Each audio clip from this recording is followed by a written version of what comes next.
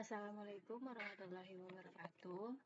Kami dari kelompok 2 ingin mempresentasikan hasil modul kami yang berjudul Orientasi Belajar Siswa dalam Pengembangan Sumber Daya Manusia. Dosen pengampunya yaitu Muhammad Yuda Gutara, SPDMM, dan kelompok kami ada Keza Cinta Salsabila, Medi Lidiana Putri, Jabila, Jazila, dan Tiara Rani. Selanjutnya ada latar belakang yang dimana SDM berkualitas adalah kunci kemajuan bangsa. Proses belajar yang efektif tak hanya soal isi pelajaran, tapi bagaimana siswa memaknainya. Banyak siswa belajar hanya karena tuntutan, bukan kesadaran. Orientasi ini belajar jadi titik awal membangun kesadaran tersebut. Selanjutnya ada rumusan masalah. Yang pertama, bagaimana orientasi belajar siswa di SMPN 138 Jakarta? Apa faktor yang memengaruhi orientasi belajar mereka dan upaya apa yang dilakukan sekolah untuk membentuk orientasi belajar positif? Tujuan penulisan adalah 1. Menggambarkan kondisi orientasi belajar siswa di SMPN 138. Yang kedua, menganalisis faktor-faktor yang memengaruhinya. Dan yang terakhir, menyajikan peran strategi sekolah dalam pembentukan SDM unggul. Selanjutnya ada manfaat teoritis dan praktis juga bisa ditampilkan. Seperti memberi acuan bagi praktisi pendidikan. Yang kedua, menjadi inspirasi bagi pengembangan kebijakan sekolah. Selanjutnya ada metode pengumpulan data. Yang pertama, metode yang digunakan adalah wawancara wakil kepala sekolah. Yang kedua, studi pustaka yang kita ambil dari teori ahlinya. Yang ketiga, observasi nonformal, yaitu suasana dan budaya sekolah. Pendekatannya adalah deskriptif kualitatif. Selanjutnya ada miliki rutinitas. Yang pertama ada intrinsik atau dorongan dari dalam, seperti minat, rasa puas, ingin tahu. Yang kedua ada ekstrinsik, yaitu dorongan dari luar seperti nilai, pujian, dan tekanan sosial.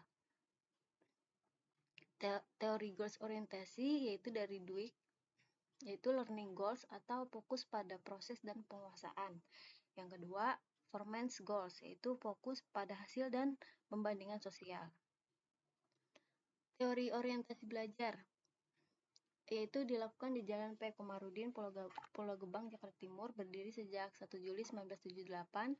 Akreditasinya A, jumlah siswa kurang lebih 1135, visinya unggul berakhlak global.